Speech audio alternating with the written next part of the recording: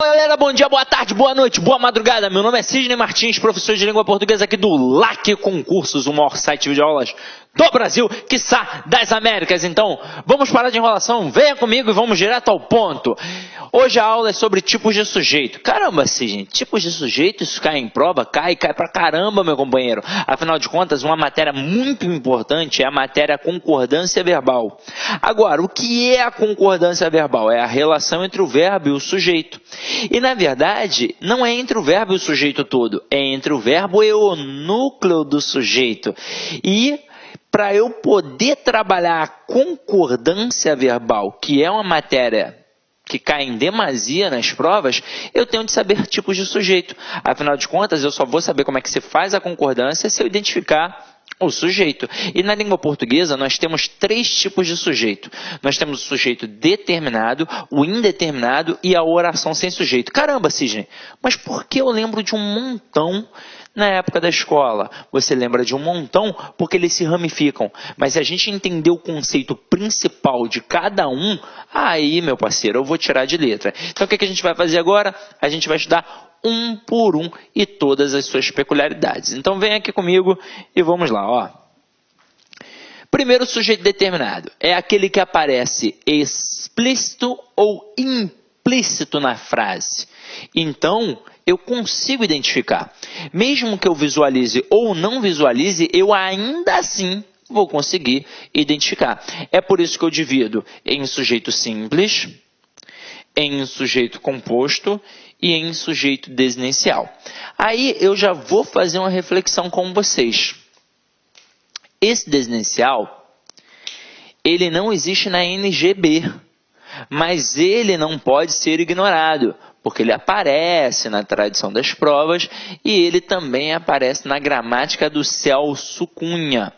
Mas o avaliador, ele pode fazer uma brincadeira. Ele pode trabalhar a questão independentemente de como ele tenha colocado no edital, até mesmo porque é hábito nem colocar a bibliografia. Então, o camarada pode fazer o que quiser. Então, se liga só. Quando eu tenho um sujeito simples, se eu chegar para uma criança de 8 anos de idade e falar que o sujeito simples possui apenas um núcleo, ela vai entender da mesma forma que vocês. Se eu falar para uma criança de 8 anos de idade que o sujeito composto possui 2 ou mais núcleos, ela vai entender da mesma forma que vocês. Agora, se eu chegar para uma criança com uma frase que não está aparecendo um sujeito, ela já vai estranhar. Aí imagina se eu chegar para ela e falar que ali tem um sujeito desinicial, que ele não está aparecendo, mas que é facilmente subentendido pelo contexto ou pela desinência verbal. Caramba, essa criança vai me odiar. Então a tia Teteia criou uma das melhores situações pedagógicas que a gente tem. Ela inventou o chamado sujeito oculto, que é o sujeito desinicial, que também pode ser chamado de sujeito elíptico. Mas na hora que ela falou que era um sujeito oculto, o que aconteceu com a criança? Ela falou, tia, agora eu entendi, ele está ali, eu só não estou vendo, é igual o meu amiguinho oculto. E foi exatamente assim que surgiu no mundo escolar. E eu não estou de sacanagem, foi exatamente assim, tá? Só que agora a gente vai ver um por um, entender todas as suas nuances, todas as suas peculiaridades. Então venha comigo, ó. Olha essa frase. Um galo sozinho não tece o amanhã. Vamos descobrir quem é o sujeito. Para descobrir quem é o sujeito, eu sempre procuro primeiro pelo verbo. Eu não olho para os substantivos primeiro, eu olho para o verbo. E aí eu vou fazer a pergunta ao verbo. Sempre quem ou que, para saber quem é o sujeito. Só que aí reparem que nesta frase existe uma palavra negativa acoplada ao verbo tecer. Então, a palavra também vai entrar na pergunta. Então, quem ou que não tece amanhã? Aí a resposta, um galo sozinho. Tudo isso é o meu sujeito. Agora, quem sempre vai ser o núcleo do sujeito? O substantivo sem a preposição. Então, o núcleo é a palavra galo. E quem verdadeiramente concorda com o verbo? É o núcleo do sujeito. Então, como o núcleo está no singular, o verbo fica no singular. Até aí, tudo bem? Agora, ao colocar Pedro e Bino consertaram um caminhão, eu vou procurar o verbo. E aí eu vou perguntar a ele quem é o sujeito. A pergunta, ó, observa, o verbo está no plural, mas a pergunta é no singular. E como assim, Sidney? Está de sacanagem? Não, estou falando sério. Porque você ainda não fez a pergunta, você ainda não viu quem é o referente. Então pode ser que seja uma pegadinha do avaliador. Então você vai perguntar, quem é o que consertou o caminhão? Aí você vai ter como resposta Pedro e Bino. Aí agora você vai observar que tem dois núcleos, tanto Pedro quanto Bino. Então, como tem dois núcleos, o verbo obrigatoriamente tem de concordar com os dois núcleos. E se ele concorda com os dois núcleos, obrigatoriamente vai ficar no plural. Então, realmente a frase está correta. Pedro e Bino consertaram o caminhão. Agora, e se eu botar assim, ó? Os policiais prenderam um assaltante. Aí eu pergunto, quem é o sujeito? Aí você vai achar o verbo e vai perguntar a ele, quem é o sujeito? Então, aqui o sujeito é o termo os policiais. Aí eu pergunto, quem é o núcleo do sujeito? Policiais. Aí agora, sujeito simples ou composto? Simples, sem sombra de dúvida. Ah, Sidney, mas não tem uma porrada de policial? Tem, mas quando eu falo que o sujeito é simples porque possui apenas um núcleo, é porque possui apenas uma palavra como núcleo. Não importa se está no singular ou no plural. Isso não influencia na classificação do sujeito. Isso influencia na concordância verbal. Porque se o núcleo do sujeito está no singular, o verbo fica no singular. Se o núcleo do sujeito está no plural, o verbo fica no plural. Tranquilo? Então vamos lá, que sujeito simples e foi. Agora olha o próximo, que interessante. Sujeito desinencial. Olha a frase. É nesta sala escura e fria, né? Não, perdão, é nesta sala retirada e escura que vamos introduzir o leitor. Quem é que vai introduzir o leitor? Nós. Então, eu consegui descobrir pela desinência número pessoal. Então, nada mais justo que chamar de sujeito desinencial. Agora, nada impede o avaliador de, na sua prova, trabalhar ou a visão escolar ou a visão da NGB. Quando ele trabalha a visão da NGB, ele não tem como trabalhar o sujeito desinencial. Ele vai trabalhar apenas o simples e o composto. Detalhe, não é a visão apenas da NGB, é a visão de alguns gramáticos, como por exemplo o Segala, ele tem a visão da NGB. Mas outros autores já têm uma visão mais escolar, como por exemplo Celso Cunha. Mas, tendo em vista que o cara pode fazer o que ele quiser, e ele realmente pode fazer o que ele quiser, ele pode, quer saber, hoje eu vou trabalhar só a NGB, hoje eu vou trabalhar a visão do Celso Cunha. Aí você vai olhar e, caramba, o que eu faço? Você tem de ser esperto e olhar para a questão e identificar a intenção deste avaliador, caso ele queira trabalhar em cima disso daqui. Porque se ele quiser trabalhar em cima da NGB, ele vai botar assim, ó, na oração que foi citada, nós temos que tipo de sujeito? Aí ele vai botar letra A, simples, letra B, composto, letra C, oração sem sujeito, e letra D, indeterminado. Então vamos lá. Primeiro de tudo, quando está lá no edital, concordância verbal, isso já mostra que o cara pode cobrar tipos de sujeito. Ele pode cobrar. Ele pode cobrar. E se ele quiser, ele vai cobrar. Agora, como ele vai cobrar? Meu irmão, ele pode cobrar de diversas formas. Se ele for trabalhar com isso daqui e quiser fazer uma pegadinha, ele vai fazer. Mas e aí, tá errado, não sei o quê. Meu irmão, tem que estar preparado para tudo. Então, se ele bota isso daqui, a resposta é sujeito simples. Veja que ele não colocou o sujeito oculto, ele não colocou o sujeito desinencial. Ele está mostrando que nessa questão, ele quis trabalhar de acordo com a visão da NGB. O que é NGB? É a norma gramatical brasileira. E na norma gramatical brasileira, quando se fala de sujeito determinado, só tem o simples e o composto. E na hora que você identifica o nós, quantas palavras tem aqui? Uma. Então, sujeito simples. Agora, E se o avaliador na sua prova quiser trabalhar a visão escolar, a visão, por exemplo, do Celso Cunha, a tradição escolar, ele vai tirar esse simples aqui e vai colocar oculto ou desinencial. E vai ser a sua resposta. Agora, o que ele não poderia fazer? Colocar os dois.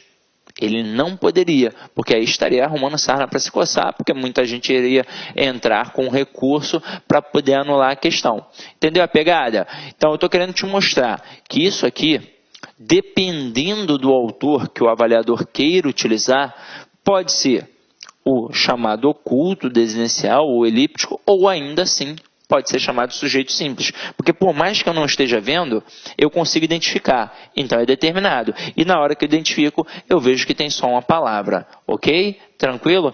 E na minha prova, Sidney, como é que vai fazer? Eu quero saber na minha prova. Na sua prova pode ser qualquer um dos dois. Então você tem de ficar esperto no comando. Porque, meu irmão, se o cara bota aqui simples, fala sério. Não tem como ser composto. Não tem como ser uma oração sem sujeito. Não tem como ser indeterminado. Então, o cara aqui é identificado, é determinado. Então, não pode ser nem B, nem C, nem D. Então, só pode ser A. Até mesmo porque só tem uma palavra. Então, você que tem que ficar ligado. Você que tem de estar esperto. Tranquilo? Então, matamos aqui. Agora, vamos para o sujeito indeterminado. Esse é mais sinistro. Então, vamos lá. Sujeito indeterminado é aquele que, embora existindo, não se pode determinar nem pelo contexto, nem pela determinação do verbo. Na língua portuguesa, há 3 maneiras diferentes de indeterminar o sujeito de uma oração. Agora é o seguinte. Eu vou falar o seguinte. Às vezes, eu não consigo identificar realmente. Mas tem situações em que eu não quero identificar. Este sujeito indeterminado, ele tem serventia no dia a dia, tem funcionalidade, ele serve para evitar problemas. Imagina você, mulher que está em casa. Se eu chegar para você, imagina que aqui é uma sala, né, um curso. Aí eu falo para você que a menina que está do lado aí falou muito mal de você ontem aqui no curso. Caramba, naturalmente, na hora, você vai ficar bolada. E aí você vai querer tirar o quê? Uma satisfação. Que história é essa, fulana? Tá falando mal de mim aqui, não sei o quê, e papapá. E aí, a outra menina, também não vai te dar mole, né? E que história é essa? Tá maluca? Quem foi que te falou isso? Aí você vai falar, foi o Sidney. E aí ferrou, né? Porque arrumar problema com uma mulher já é algo perigoso, imagina arrumar com 2. Para evitar este problema, o que eu faria?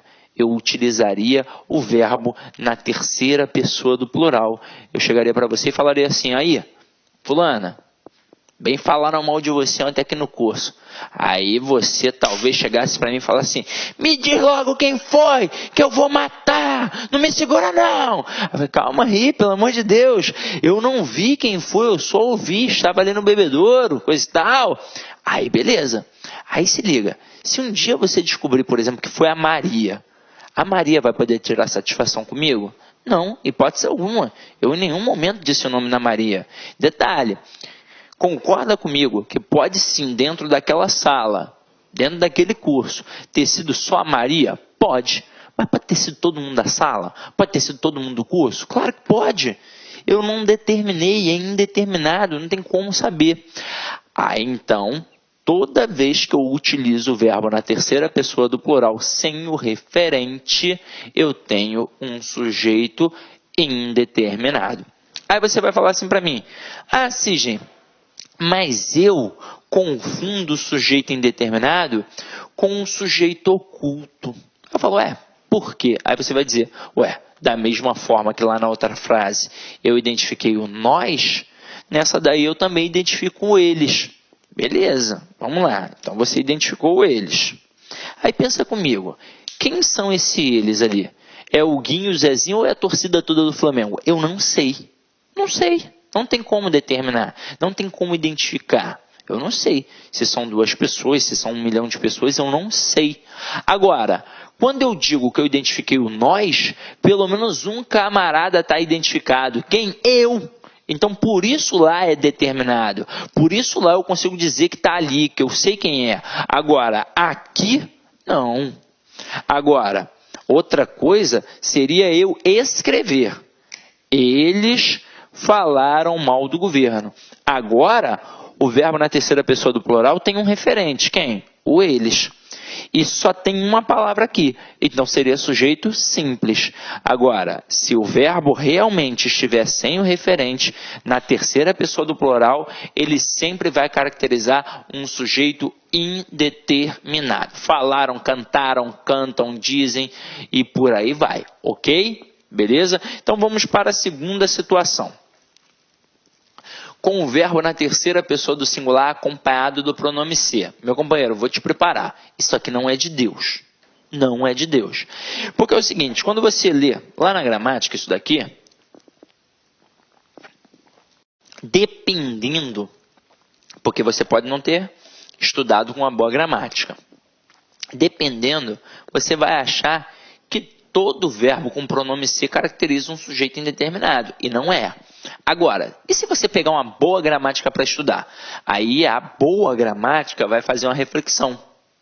Ela vai dizer que o verbo com pronome ser só vai caracterizar um sujeito indeterminado nas seguintes situações. Aí ele vai colocar os verbos em questão. Até mesmo porque uma frase que tem o verbo mais o pronome ser pode ter um sujeito determinado, pode ter um sujeito paciente. E aí, como é que fica? Geralmente em provas é muito comum os avaliadores utilizarem expressões cristalizadas das gramáticas do Celso Cunha, do Bechara, do Rocha Lima, do Manuel Pinto Ribeiro. É muito comum. Então, vai usar expressões cristalizadas das gramáticas tradicionais. Então, o cara pode botar precisa-se de empregadas, ou então vai colocar, ó, vende-se casa. Geralmente, na prova, o cara nem coloca vende-se casa. Ele coloca vende-se casas para te derrubar. Porque a primeira frase, precisa-se de empregadas, está perfeita, de acordo com a concordância. Agora, a segunda, vende-se casas, está errada de acordo com a concordância. Aí você vai falar assim, ué, mas como assim? Eu sempre vi desse jeito, as pessoas fazem assim. Claro, por exemplo, seu Joaquim tem uma casa, na verdade uma casa não, um terreno com 3 casas. Ele, seu Joaquim, não pensa na convenção gramatical, ele pensa num processo lógico. Então ele vai se determinar como vendedor e vai colocar casas no plural para mostrar para quem está lendo aquela plaquinha que ele tem mais de uma casa ali para vender. Ah, tem mais de uma casa, então vamos lá, vamos dar uma olhada. Agora, ele não leva em consideração a gramática tradicional. E para a gramática tradicional, a segunda frase está errada. O correto seria vendem-se casas. Vamos entender por quê. Lá na gramática, quando o cara bota o verbo mais o pronome ser, ele diz que essa frase pode ir para uma voz passiva analítica. Como assim? Quando a gente tem a voz passiva, teoricamente é aquela na qual o sujeito sofre a ação. E a gente consegue dividir em 2 etapas. Eu tenho a voz passiva sintética, que é menor, composta de verbo mais o pronome ser, tanto é que eu posso chamá-la de voz pronominal, e eu tenho a voz passiva analítica, que é maior, composta de uma locução verbal, em que eu terei um verbo auxiliar, que vai ser o verbo ser, e um verbo principal, que será um verbo no particípio. Então, basicamente, o que a gramática pediu para o aluno fazer?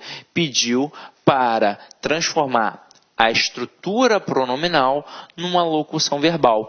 Vocês vão ver que na primeira frase é impossível. É impossível dizer de empregadas são precisadas, por 2 motivos. Primeiro, que eu alteraria completamente o sentido do enunciado. Quando eu digo precisa-se de empregadas, eu sei que alguém está precisando de uma empregada para poder trabalhar, seja numa casa ou numa empresa. Agora, se eu falar de empregadas são precisadas, poxa, parece que tem um monte de empregada passando fome, necessidade, é ou não é?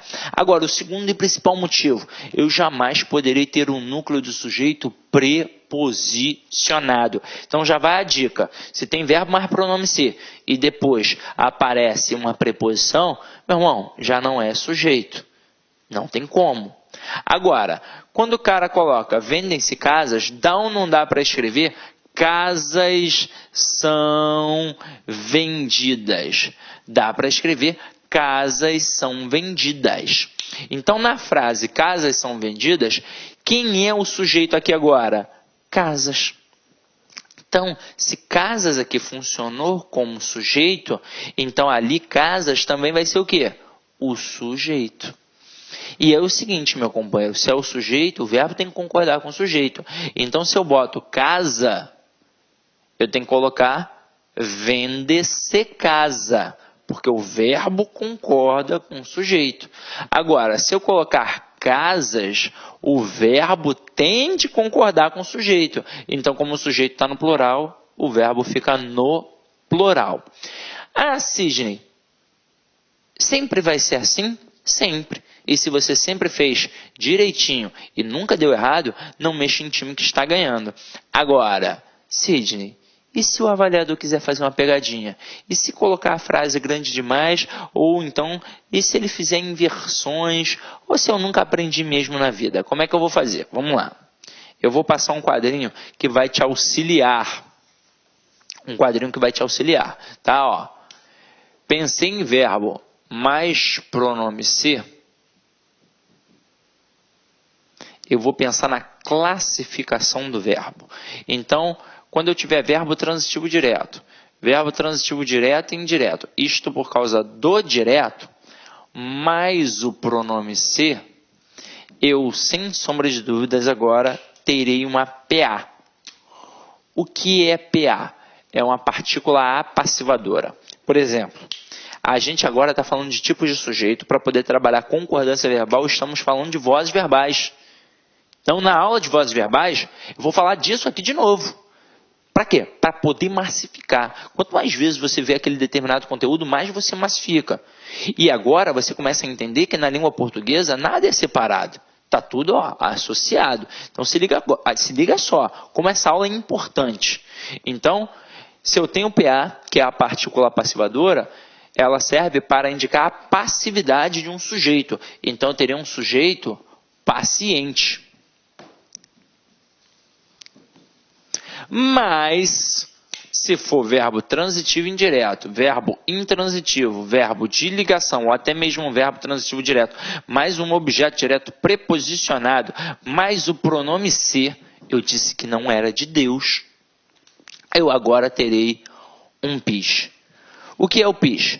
É uma partícula de indeterminação do sujeito.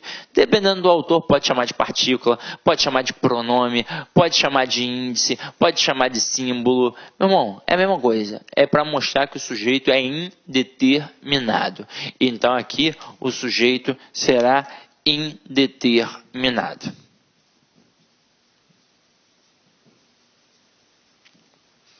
Agora, vamos lá.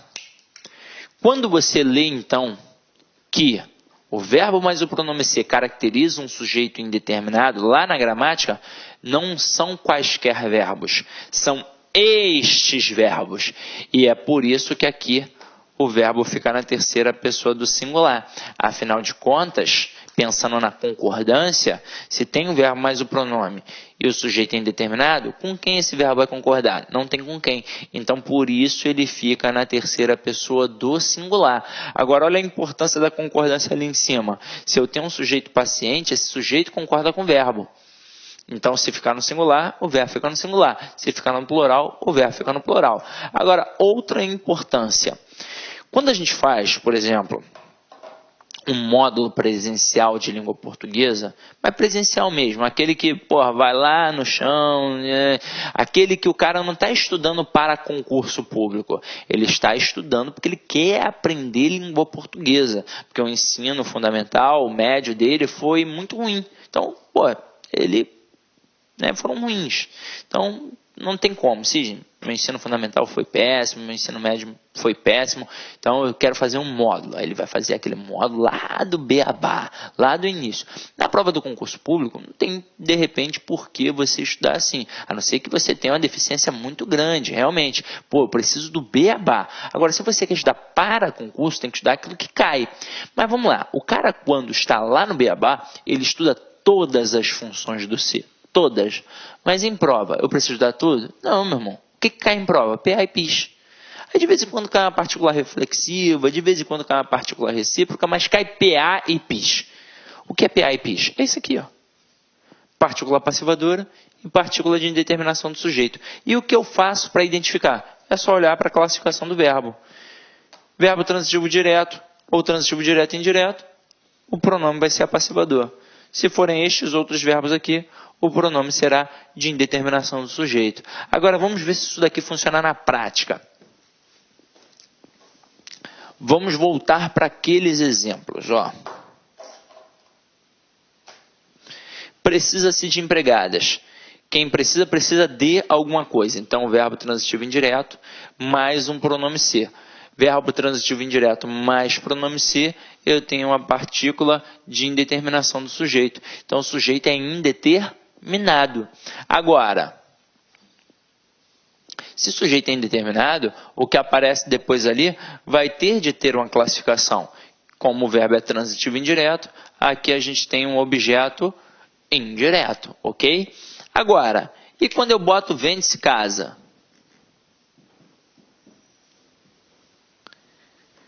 Quem vende, vende alguma coisa. Então, verbo transitivo direto. Verbo transitivo direto mais pronome ser, o que nós teremos? Uma partícula apassivadora. Se a partícula é apassivadora, aqui então nós teremos um sujeito. E aí foi o que eu disse a vocês. Ali, como é objeto, o verbo não vai flexionar. Então, se o cara, por exemplo, colocar precisa-se de empregada, e aí ele destaca empregada, e diz assim, ó, a pluralização do termo destacado, aí passa a ser empregadas, acarretaria automaticamente a pluralização verbal. Errado. Afinal de contas, o verbo não concorda com o objeto. Agora, se ele pega e coloca vende-se casa, destaca casa e diz que a pluralização do termo destacado, ficando casas, acarretaria a pluralização da estrutura verbal? Sim, perfeito. Porque aqui tem de ser vendem-se casas, ok? Agora, olha a diferença básica. Em todo aquele quadrinho que eu mostrei para vocês, todo aquele quadrinho, os verbos mais importantes para você são transitivo direto e transitivo indireto. Se você já domina isso, pô, tá tranquilo. Porque você vai começar a perceber que com o verbo transitivo indireto, vai aparecer preposição. E aí você já mata que não tem sujeito. Já mata que o sujeito é indeterminado, na verdade. Porque eu sei que alguém precisa, mas eu não sei quem. Então você mata que o sujeito é indeterminado e que o termo que tem a preposição impossivelmente será o quê? Um sujeito. Agora, quando não tem a preposição, há uma grande possibilidade de ter um sujeito. E aí você vai matar pelo verbo transitivo direto. Ok? Tranquilo? Sidney, e se o cara cismar de usar as outras paradas? Como é que fica? Vamos lá, mostra aí pra gente. Sidney, eu não entendi também por que o verbo transitivo indireto pede objeto indireto e por que o verbo transitivo direto, ao invés de pedir um objeto direto, pediu o sujeito. Isso aqui é simples. O verbo transitivo direto, ele pede um objeto direto na voz ativa. Na voz passiva, ele pede sujeito. Por exemplo, na aula de vozes verbais, você entende isso muito melhor. Mas eu posso, por exemplo, já mostrar um pouquinho aqui para que você possa entender esse conceito. Se liga só.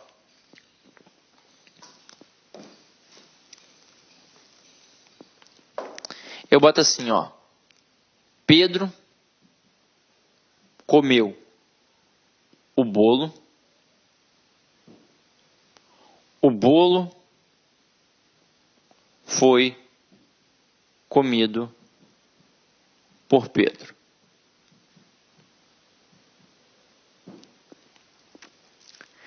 Eu vou trabalhar aqui apenas a passagem da ativa para a passiva. O resto das vozes verbais, a gente trabalha na aula de vozes verbais. Eu só quero te mostrar uma coisa.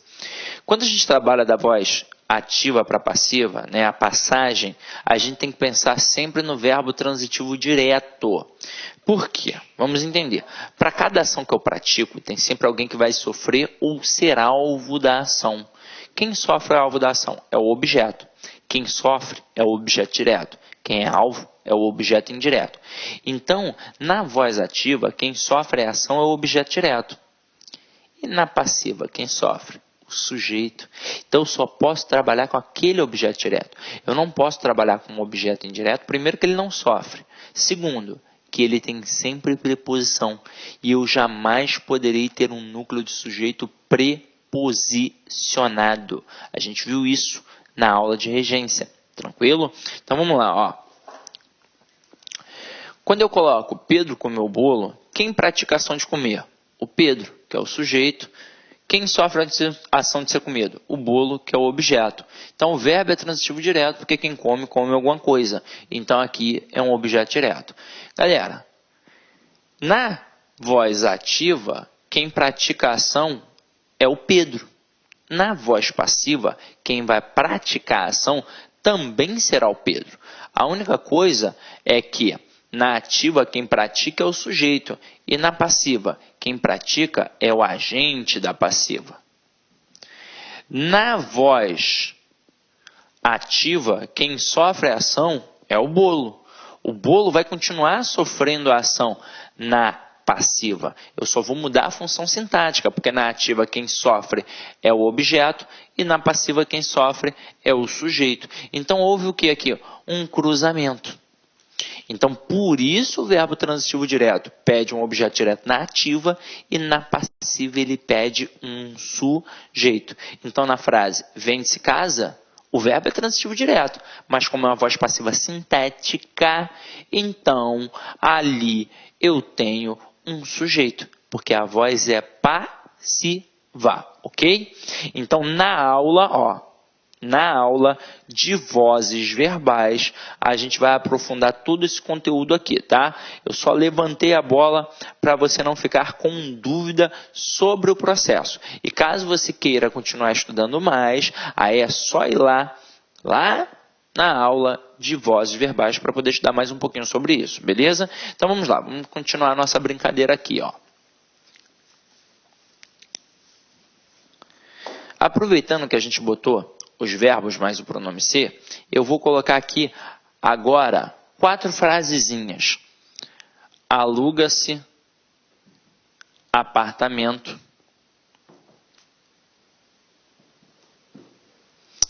Vive-se bem com Deus.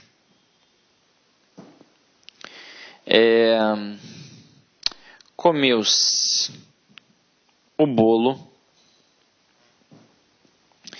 e comeu-se do bolo.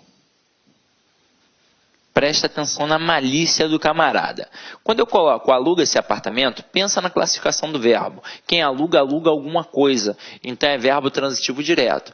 Verbo transitivo direto mais o pronome ser, o que eu tenho? Eu tenho uma partícula A passivadora. Então apartamento só pode ser o quê? Sujeito. Tanto é que se eu colocar apartamentos, eu não vou poder deixar aluga-se apartamentos. Eu deveria obrigatoriamente colocar alugam-se apartamentos. Apartamentos são alugados.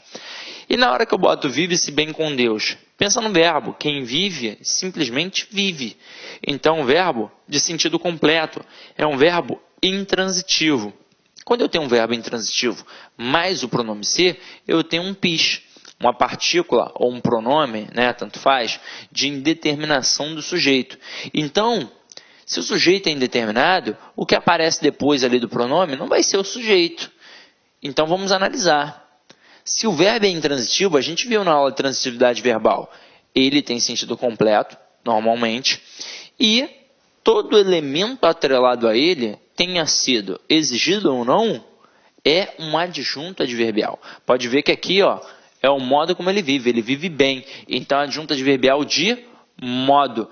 E ali, é com quem ele vive, na companhia de quem ele vive. Então, adjunto adverbial de companhia. Então, aqui, ó, adjunto adverbial de companhia. Próxima, comeu-se o bolo. Gente, verbo transitivo direto, mais pronome ser, então tem uma partícula passivadora, o bolo é sujeito. Tanto é que eu posso dizer, o bolo foi comido. Agora, e quando a gente coloca comeu-se do bolo? Teoricamente, quando eu tenho um verbo transitivo direto mais um pronome ser, eu devo ter, então, uma partícula passivadora. Mas ao olhar para o complemento que vem depois, analisa, está com preposição, então não pode ser sujeito. E PA é um elemento correlacionado ao sujeito paciente. É um par. Então, se eu tenho sujeito paciente, eu tenho PA. Se eu tenho PA, eu tenho sujeito paciente. Então, se eu tiro um ou outro, nada mais vai existir. A gente vai modificar toda a estrutura. Então, por exemplo, se aqui não pode ser sujeito, aqui não poderá ser PA. E se aqui não poderá ser PA, então será PIS. Então, sujeito indeterminado. Pronto, acabou. Agora, se o sujeito é indeterminado, eu vou ter que classificar aquele cara ali. Como é o termo do bolo e o verbo é transitivo direto, vai ser um objeto direto preposicionado. E a gente já sabe muito bem qual é a intenção. Quando eu digo comeu o bolo, foi o bolo todo. E quando eu digo comeu do bolo, foi um pedaço, uma fatia, uma parte do bolo. Tranquilo? Naquela preposição tem um valor semântico partitivo. Até aí foi, não é? Então, resumo da ópera. Olhei o verbo mais o pronome ser. Eu posso de cara dizer que o sujeito é indeterminado? Não. Eu tenho de olhar a classificação do verbo. Basicamente, em provas de forma geral, se for verbo transitivo direto, eu terei PA, terei sujeito paciente. Se for um verbo transitivo indireto, eu terei um PIS e o sujeito será indeterminado. Pode acontecer de aparecerem outros verbos? Pode, mas basicamente são esses que você precisa dominar, ok? Então, nunca saia dizendo que o verbo mais o pronome ser caracteriza um sujeito indeterminado. Não é sempre. Só se for verbo transitivo indireto, verbo intransitivo, verbo de ligação ou até mesmo o transitivo direto, mais o objeto direto preposicionado. Então vamos lá. Terceira situação aí para a gente poder analisar. Ó.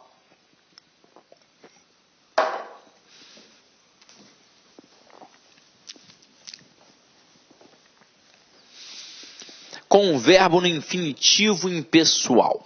Então, era penoso estudar todo aquele conteúdo. É triste assistir a estas cenas tão trágicas. Então, meu companheiro, quando eu vou ter um sujeito indeterminado, quando eu tiver um infinitivo impessoal, como é o verbo estudar e como é o verbo assistir. Por exemplo, o que era penoso? Estudar todo aquele conteúdo. O que é triste?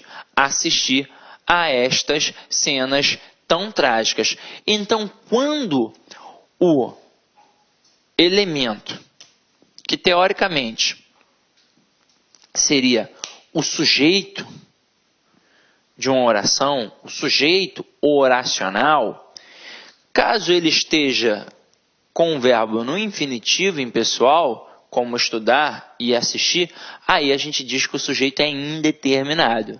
É hábito isso em uma prova? Não, não é hábito. Isso cai pouco na prova. Então, é bom saber, mas cai pouco. Tanto é que, dependendo do professor, ele nem menciona. Mas é bom mencionar para quê? Para você ficar esperto, porque vai que. Então, quando a gente tem aqui, ó, o que era penoso? Estudar. O que é triste? Assistir. Então, caramba, quando isso daqui for o sujeito, né, eu digo que o sujeito é indeterminado. Afinal de contas, como é que você vai pensar nessa ação que demonstra, que define o infinito, que é alguém, que é um sujeito realmente determinado? Não é. Então, sujeito indeterminado. Tá? Ok? Agora a gente vai passar para a oração sem sujeito. Essa aqui sim, ó, merece todo o nosso cuidado. Oração sem sujeito é formada apenas pelo predicado e articula-se a partir de um verbo impessoal. Vamos lá. O que acontece aqui é o seguinte, realmente não tem sujeito. E o que é um verbo impessoal? É um verbo que não tem uma pessoa para concordar. Portanto, não tem sujeito. E, basicamente, se não tem sujeito, vai concordar com quem? É por isso que acaba ficando no singular. Agora, vamos lá, vamos analisar. Primeira situação é muito importante. Quando eu tenho o verbo haver no sentido de existir, ocorrer e acontecer, esse cara aqui, o haver, ele é um verbo impessoal. Como eu disse a vocês, É aquele que não tem uma pessoa para concordar, portanto não tem um sujeito. Esse cara é tão importante que ele é mais certo na prova que o próprio texto. Então tem que estudar. Aí você vai reparar que o cara vai criar situações assim, ó. Dentre as opções abaixo, assinale aquela que apresenta erro de acordo com a concordância verbal, ou então que está errada, e ele pode nem mencionar a concordância. Aí ele vai colocar, havia crianças na rua, mas ele poderia colocar também, ó, haviam crianças na rua. Será que alguém diria que a frase haviam crianças na rua é a frase correta? Sim, claro. Porque é natural que qualquer falante comum da língua portuguesa pegue o verbo e concorde com o seu referente. Mas você está esperto, porque você sabe que o verbo haver, no sentido de existir, ocorrer e acontecer, não tem sujeito. Então caracteriza uma oração sem sujeito, portanto, obrigatoriamente deve ficar no singular. Então você já não vai mais ser derrubado. Agora, e se ele quiser te derrubar? Ele pode criar uma outra situação? Ele pode. Ao invés de perguntar o tipo de sujeito, que você já acertaria sempre, ele vai destacar o termo crianças e vai perguntar qual é a função sintática. Nessa hora, ele não vai testar o seu conhecimento, ele vai testar a sua atenção, porque ele vai colocar a opção sujeito. E na letra A ou na letra B logo de cara. E aí, de repente, você vai pensar assim, ih, caramba, crianças é termo animado, realmente é o sujeito.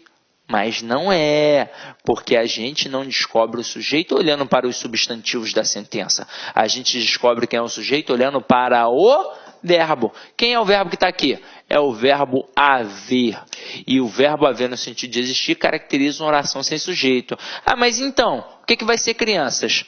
Toda vez que eu tenho o verbo haver caracterizando uma oração sem sujeito, ele será um verbo transitivo direto e o elemento relacionado a ele funcionará como objeto direto, obviamente. E o na rua aqui será apenas uma circunstância de lugar, portanto, uma adjunta adverbial de lugar. Beleza, Sidney. Mas e se eu usar os outros? É a mesma coisa? Não. Somente o haver, no sentido de existir, ocorrer e acontecer, é um verbo impessoal. Agora, se eu utilizar o existir, o ocorrer e o acontecer, já passa a ser verbo pessoal. São pessoais esses daqui, ó, verbos pessoais. E sabe o que significa? Que na hora que você usar qualquer um deles, eles terão sim um referente. Eles terão sim um sujeito. Então eu colocaria assim, ó, existiam crianças na rua. Então agora, como eu estou usando o verbo existir, que é um verbo pessoal, o elemento relacionado a ele é sujeito. Tanto é que concorda com o verbo aqui. Só que agora é óbvio que esse verbo passa a ser um verbo intransitivo. E o na rua, um adjunto adverbial de lugar do mesmo jeito. Afinal de contas, é uma circunstância de localidade. Mas se eu colocar a frase na ordem direta, crianças existiam na rua. Então, matei que crianças é sujeito, que o verbo é intransitivo e que o na rua é uma adjunta adverbial de lugar. Até aí, tudo bem? Tudo bem, né? Agora vamos lá, ó. Vamos trabalhar mais uma situação aí, ó. Com os verbos fazer e estar indicando tempo ou clima. O principal verbo das provas é o verbo fazer. Então, dominou aquele dali, já dominou o processo, ó. Olha a frase. Faz verões rigorosos no Nordeste. O verbo fazer é igual ao verbo haver. Quando está no sentido, né, quando está indicando tempo ou clima. Ele será um verbo impessoal e o elemento relacionado a ele vai funcionar como objeto direto. Ou seja, ele também funciona como um verbo transitivo direto. Agora, é sempre quando estiver no sentido do tempo e do clima, indicando tempo ou clima. Então vamos testar. É faz anos que não vejo Maria ou fazem anos que não vejo Maria? O correto? Faz anos que não vejo Maria. Verbo fazer indicando tempo ou clima, obrigatoriamente no singular. Então não posso dizer também fazem verões rigorosos no Nordeste. É faz verões rigorosos no Nordeste. Sempre que indicar tempo ou clima, vai ficar obrigatoriamente no singular. Até aí, tudo bem, né? Tranquilão. Agora olha a próxima. esse aqui precisa de um pouquinho mais de atenção. Então vamos lá. Com verbos que exprimem fenômenos da natureza. Que verbos são esses? Relampejar, ventar, nevar, chover, trovejar e por aí vai. Basta indicar um fenômeno da natureza. Mas tem de ser no sentido real. Como assim? Eu tenho o sentido figurado e o sentido real. Basta estudar lá na aulinha de denotação e conotação. Denotação é o sentido real, conotação é o sentido figurado. Você já está mais ou menos por dentro. Então eu digo assim, ó, trovejou muito esta manhã. Sentido real ou figurado? Real. Então, oração sem sujeito. Mas se eu falar, minha sogra trovejou de raiva, é sentido real ou figurado? É figurado. Então eu terei o sujeito. Então minha sogra vai ser o sujeito, núcleo sogra, sujeito simples. Mas é óbvio que o avaliador não vai te dar esse mole. Ele vai querer te derrubar. E qual o verbo ele vai utilizar para tentar te derrubar? Vai ser o verbo chover. Então preste atenção aqui, ó. Choveu muito ontem. Ele poderia botar choveram exercícios na aula. E poderia botar também, ó. Choveu granizo no sul.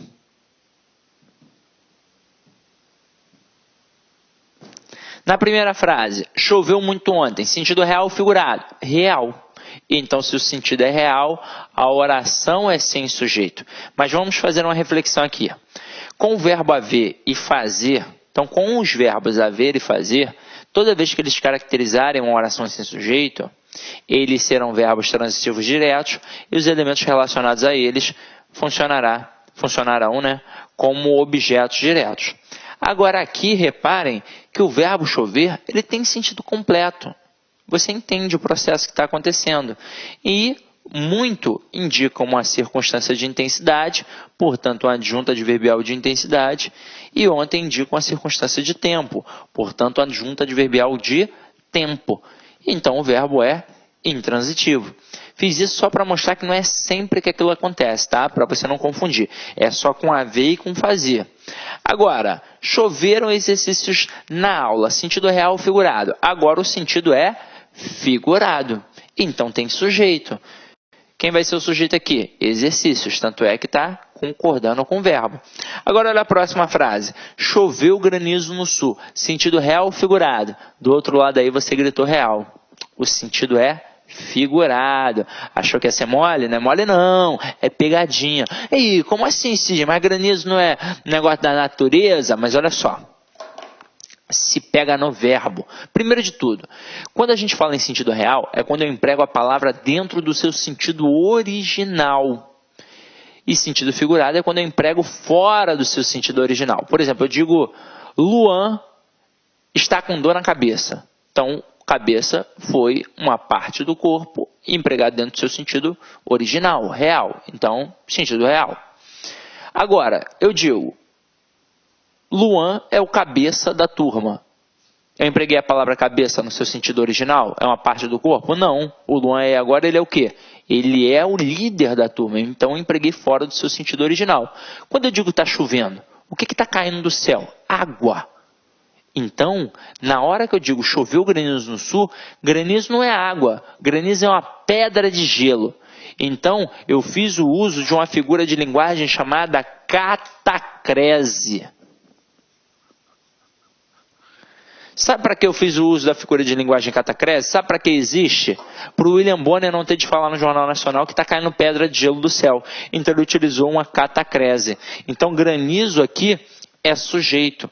Eu só coloquei no singular para te ludibriar, para você pensar assim, ó, choveu, fenômeno da natureza, está no singular, então oração sem sujeito. Não, porque se eu botar granizos, eu não vou poder colocar choveu granizo no sul. Eu vou ter de colocar choveram granizos no sul. Afinal de contas, vai ter de concordar com o verbo. Agora explica um pouquinho melhor essa catacrese.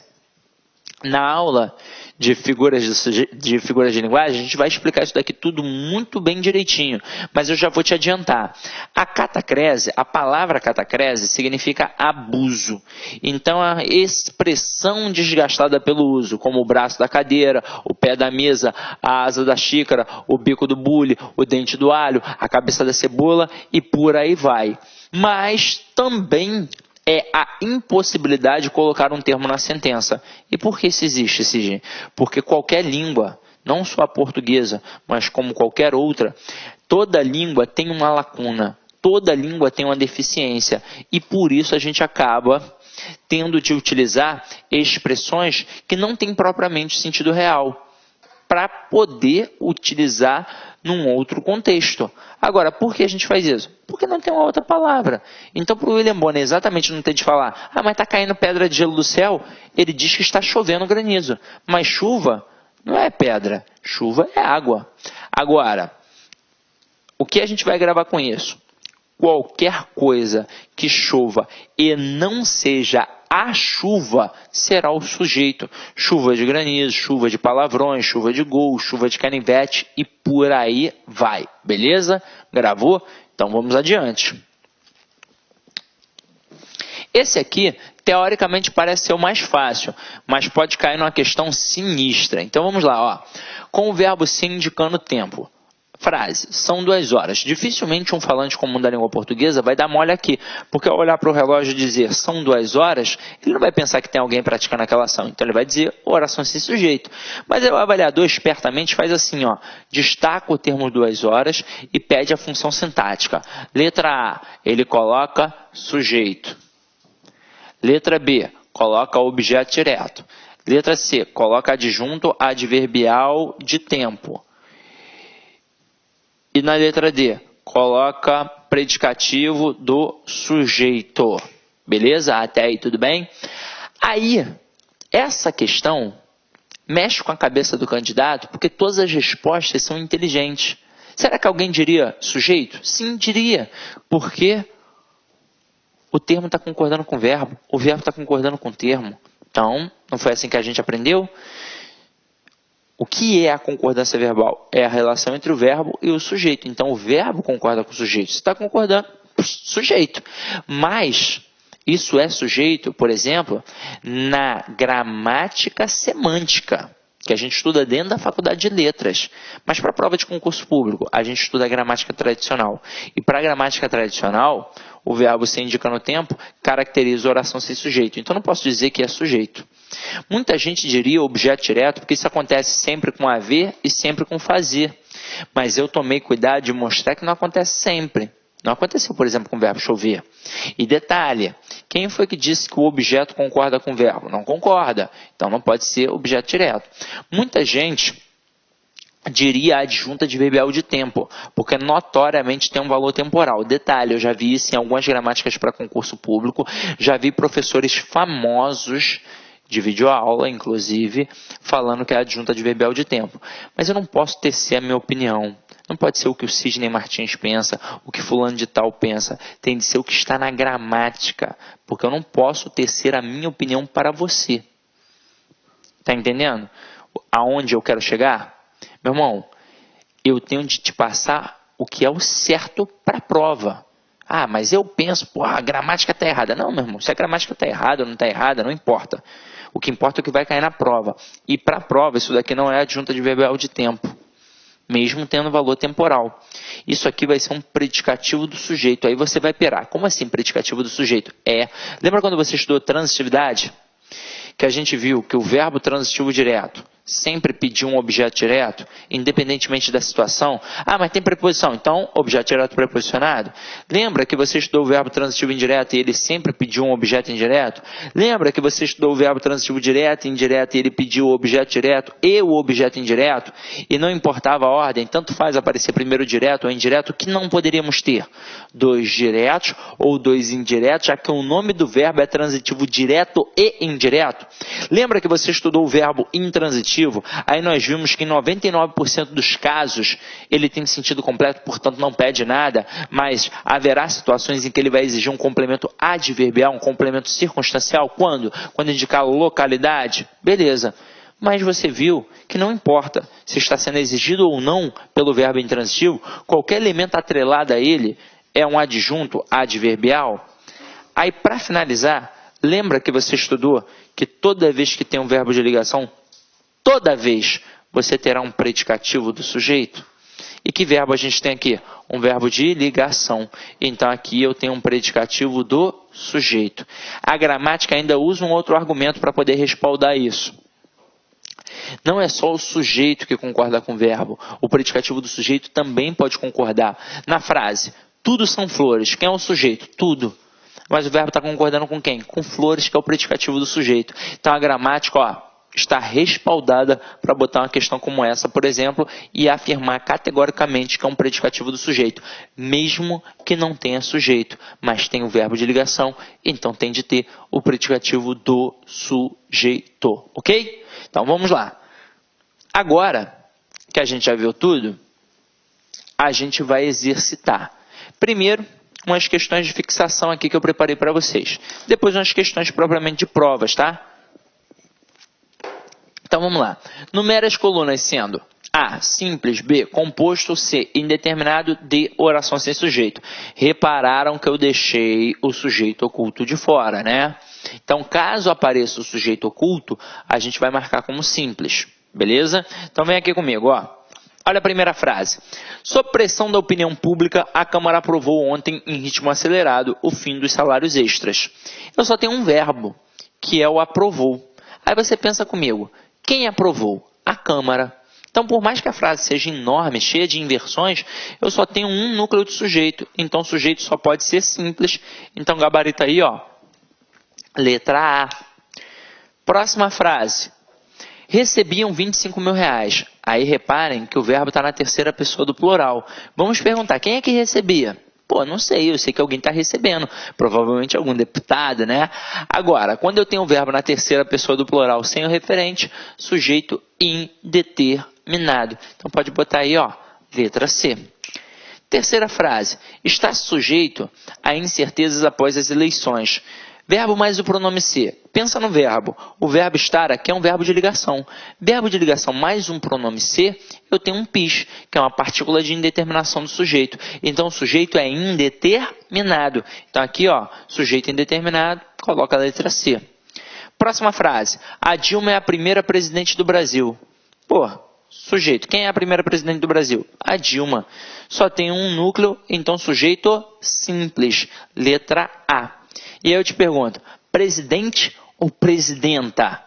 Tanto faz. As duas formas estão registradas no vocabulário ortográfico da língua portuguesa, o VOLP. Beleza? Então vamos lá. Há muito tempo, tá? Inclusive, não foi a Dilma que mandou registrar, não. Número 5. Choveu muito. Verbo que expressa um fenômeno da natureza no sentido real. Então, oração sem sujeito pode botar aí letra D. Agora, olha a frase 6. Choveu muito dinheiro. Beleza, o verbo expressa o fenômeno da natureza. Mas está no sentido real? Não, está no sentido figurado. Então, eu tenho um sujeito. Sujeito aqui, muito dinheiro. Núcleo, dinheiro.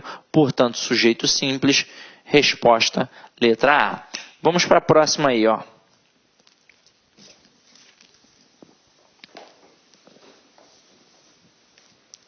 Sete. Havia muita gente na rua. Que verbo tem aqui? O verbo haver. Então, o verbo haver no sentido de existir, ocorrer e acontecer caracteriza uma oração sem sujeito. Então, aqui, letra D. Número 8. Existia muita responsabilidade. E aí, presta atenção.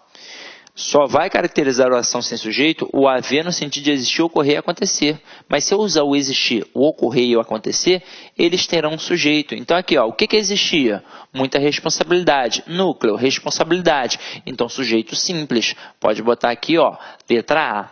Agora, se eu tirar o existir e botar o haver, por exemplo, havia muita responsabilidade, aí sim seria o quê? Uma oração sem sujeito. Próximo aqui. Choram de susto os meninos. Camarada começou com o verbo na terceira pessoa do plural. Mas basta perguntar a ele quem é o sujeito, o referente. Quem é que está chorando? Quem chora? Os meninos. Então, se eu achei, ó, tanto é que se eu botar na ordem direta, os meninos choram de susto, aqui vai ser o meu sujeito, só tem um núcleo, sujeito simples, gabarito, letra A. Próxima. Fazia grande calor. Verbo fazer, indicando o tempo ou clima, caracteriza oração sem sujeito. Então, gabarito, Letra D. Na próxima, na minha rua estão cortando árvores. Que alguém está cortando? Eu sei. Mas quem é que está cortando? Eu não sei. Então, sujeito indeterminado. Pode botar aí, ó, letra C. 12. Bronzeado e de alto astral, Jesus brilhou na semana de moda carioca. Quem foi que brilhou? Jesus. Então, sujeito simples, gabarito, letra A. É o Jesus da Madonna, tá? O tal do Jesus Luz, acho. Pelo amor de Deus, tá? Então, vamos lá, ó. Próximo aqui. Miguel Falabella e Marília Pêra se encontram em Ipanema. Quem foi que se encontrou aí em Ipanema? Miguel Falabella e Marília Pêra. Então, sujeito composto, gabarito, letra B. 14. Divertiram-se muito no último dia 28, na Grande Rio, Gilberto Gil e Suzana Vieira. Pô, quem foi que se divertiu? Gilberto e Suzana. Então, sujeito composto, gabarito, letra B. Agora, olha a próxima. Corre, Joana. Vocês estão vendo que o verbo aqui, ó, ele é um verbo imperativo. Toda vez que eu tenho um verbo imperativo, na escola a gente aprendeu que o sujeito do verbo imperativo é oculto. Até mesmo porque Joana aqui não é sujeito. Se fosse sujeito, jamais seria separado do verbo através de uma vírgula. Ali eu tenho um vocativo. É como se eu falasse, corre você. Porque essa ordem serve para qualquer pessoa. Então, é um sujeito oculto. Como a gente levou em consideração apenas a classificação da NGB, eu vou dizer que aqui o sujeito é simples. Então, gabarito letra A. Olha a pegadinha que o cara pode fazer contigo. Ele pode fazer assim, ó. Pedro e Bino, vírgula, dancem com elas. E perguntar qual é o tipo de sujeito. Muita gente diria sujeito composto, porque vai olhar para Pedro e Bino. Não é sujeito composto. Aqui nem sujeito é. Aqui é vocativo. E o que eu falei para vocês. Quando tiver o verbo imperativo, o sujeito, pela tradição escolar, é oculto. Porque aqui é como se eu falasse, ei, vocês, dancem com elas. Então não importa se tem um termo ou 1 milhão de termos dentro do vocativo, e esse vocativo é o referente do processo verbal, ou mesmo que fosse apenas o verbo. Por exemplo, corre, dancem com elas. Ó, a frase, dancem com elas. Qual é o tipo de sujeito? É um sujeito oculto. Ou então, um sujeito simples. Porque dancem com elas. Quem é que vai dançar? Ué, vocês. Alguém. Só não sei quem. Tá entendendo a pegada? Agora, matei que toda vez que o vocativo for o referente do processo verbal, o sujeito é simples, independentemente de quantos termos nós tenhamos ali. 1 ou 1 milhão, não importa, tá? Continuando a brincadeira aí agora.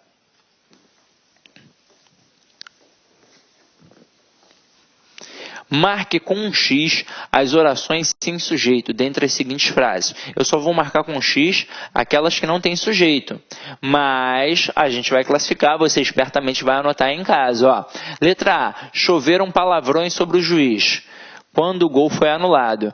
Verbo chover expressa fenômeno da natureza, mas apenas no sentido real. Aqui foi no sentido figurado. O que choveu? Palavrões. Então é sujeito simples. Letra B. Vive-se bem com Deus. Eu trabalhei essa frase com vocês durante a aula. Quem vive, vive, verbo intransitivo, mais o pronome se, partícula de indeterminação do sujeito. Então, o sujeito é indeterminado. Letra C. Bocas iradas trovejaram impropérios naquela reunião. Pô, verbo trovejar, mas foi no sentido figurado. Então, eu tenho sujeito simples.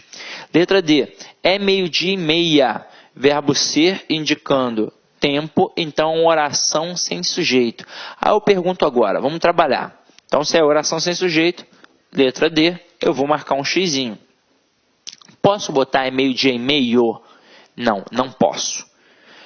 Quando eu boto 12:30, esse meia é de meia hora. Ah, mas e se eu quiser falar de meio minuto? Então, você vai ter de escrever meio minuto. Agora eu te pergunto, eu posso dizer, então, são 12:30? Também não posso. Como não, Sidney? Vamos lá. O que é o meio-dia? É a metade de uma noite.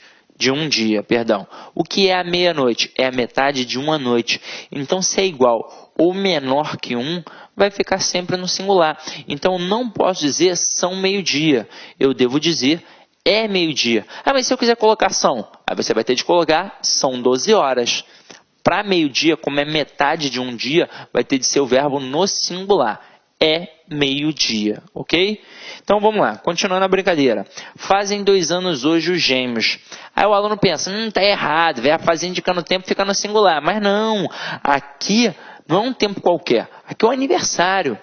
E aí quem é que está fazendo aniversário? Os gêmeos. Então sujeito simples, ok? Próxima. Pode haver motivos melhores? Meu companheiro, aqui é o seguinte. Aqui eu tenho uma locução verbal. Quem é o verbo principal? O verbo haver. O verbo haver está no sentido de existir. Então, ele é um verbo impessoal. Então, a oração é sem sujeito. E eu vou marcar aqui no F também. Na aula de concordâncias verbais, com os casos específicos, a gente vai dar uma olhadinha nessas locuções aqui para ver como é que funciona, tranquilo? Mas agora eu só vou classificar. G. Sim, podem existir motivos melhores. Então, ó, mais uma vez uma locução, só que agora o verbo é existir. Ele que manda. Então, olha só. Na locução verbal, se o verbo principal for impessoal, o auxiliar fica no singular. Mas se o verbo principal for pessoal, o auxiliar vai concordar com o sujeito. Porque aqui quem vai funcionar como sujeito? Melhores motivos. Então, se está no plural, o verbo auxiliar tem de ficar no plural. Mas aqui o sujeito é simples. Então, na G, o sujeito é simples. Agora, e quando eu boto faz anos que não vejo Maria? A gente já viu, né? Verbo fazer indicando o tempo ou clima caracteriza uma oração sem sujeito. Então, eu marco o X na D, na F e na H, ok? Então, agora a gente terminou a parte de exercício de fixação. Vamos fazer aqui algumas questões de prova, tá? Então, vamos lá. Deixa eu só apagar aqui para não ficar poluído visualmente, ó.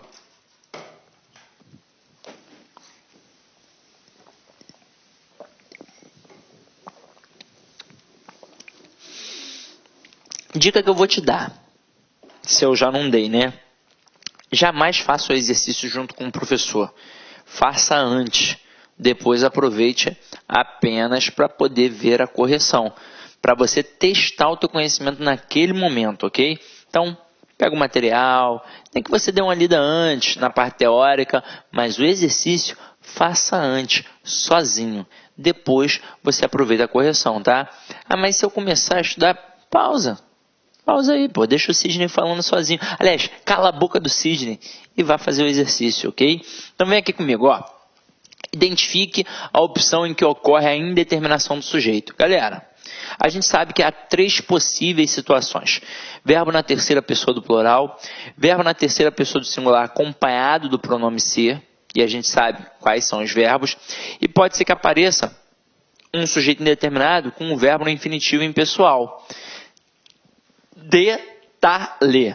Normalmente em provas só são os 2 primeiros. Verbo na terceira pessoa do plural e o verbo na terceira pessoa do singular acompanhado do pronome ser. Ao olhar para todas as estruturas, você vai perceber que não tem infinitivo. Então, já não seria.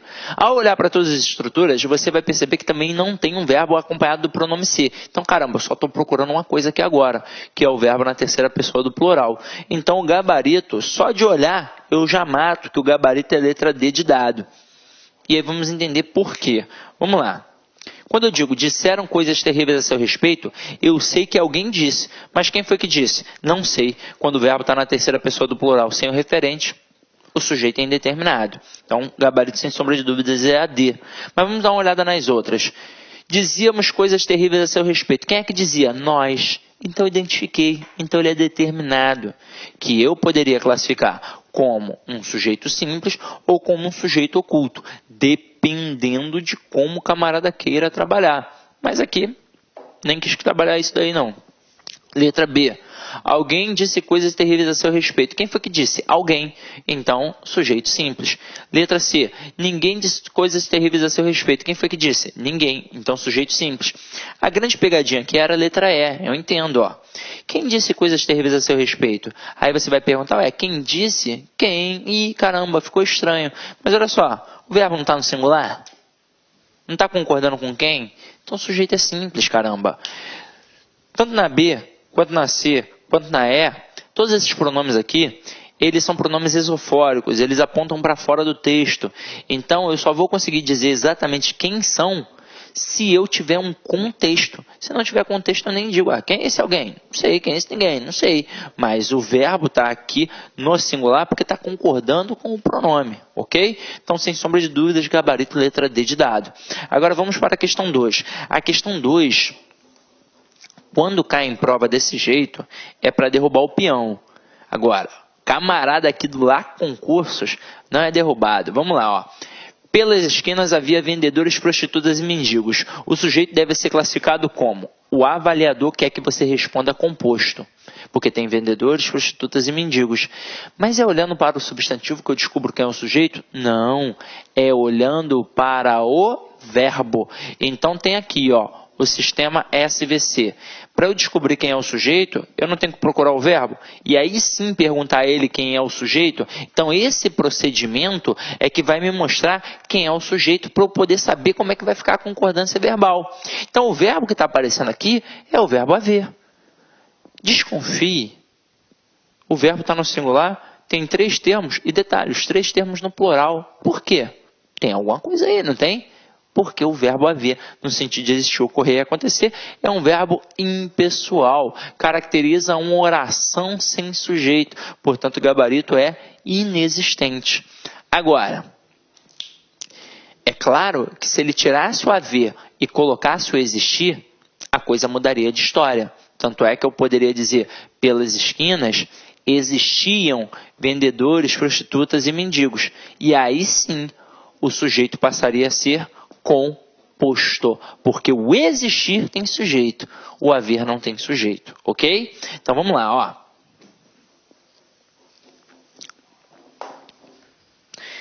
Terceira questão aí, ó. Deixa eu apagar aqui, ó. Apenas uma das orações abaixo se apresenta sem sujeito, identifique-a. Essa questão é uma questão muito tranquila, porque o avaliador usou o verbo haver nas 5 opções. E caramba, o verbo haver caracterizando uma oração sem sujeito, obrigatoriamente vai ficar no singular. E em só uma opção ele deixou o verbo no singular, que foi na letra D. Então, pô, matei. O que aconteceu, na verdade, com o verbo haver nas outras situações? Em nenhuma das outras situações, ele se apresenta no sentido de existir, ocorrer e acontecer. Então, por isso, não vai ficar no singular, porque não está caracterizando uma oração sem sujeito. E ainda tem outros motivos também. Na letra A, na letra C e na letra E, o verbo haver não é o principal. Ele está ali atrelado a locuções verbais em que ele é o verbo auxiliar. Aí lembra que eu falei? Se o verbo principal for pessoal, o auxiliar concorda com o sujeito.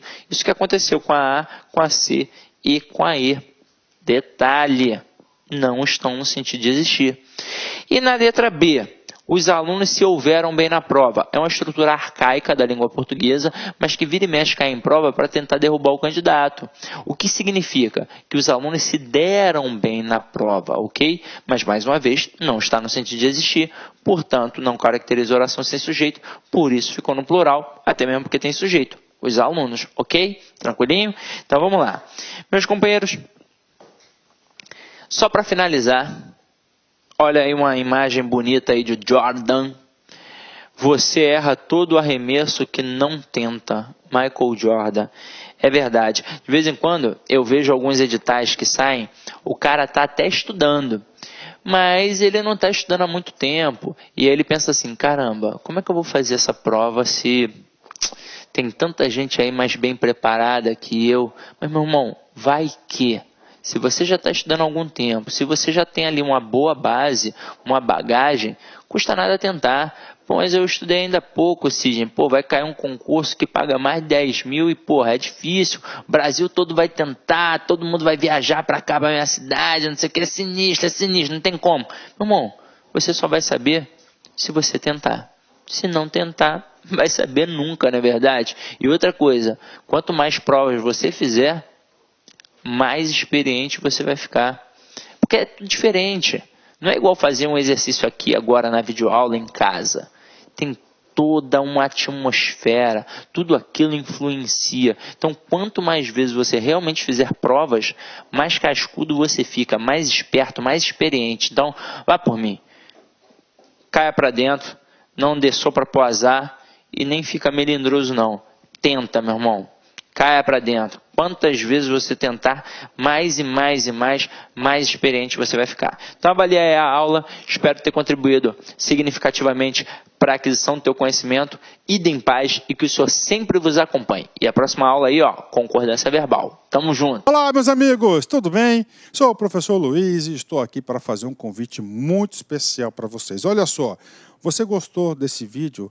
Nós do Lá Concurso disponibilizamos 60 videoaulas inteiras, 60 videoaulas que compõem o nosso curso online da Seduc. Olha só, 60 videoaulas é uma pequena parte da quantidade do curso. Nós, do Lá Concursos, estamos aqui convidando vocês, em especial o professor Luiz Antônio, para se matricular em qualquer um dos nossos cursos. Nós temos 4 cursos específicos para a Seduc. Primeiro, apoio administrativo, 10 de R$20. Segundo, técnico administrativo, 10 de R$25. E professor, 10 de R$30. E temos também um curso específico focado, que é o curso para a prova discursiva. Lá, esse curso custa 10 de R$15. Você tem direito a 3 redações corrigidas e 3 questões discursivas corrigidas de acordo com o edital. Pode ter certeza que aqui no Lá Concursos é a melhor preparação para o concurso da Seduc 2017. Espero vocês. Tchau. Fui. Clique lá.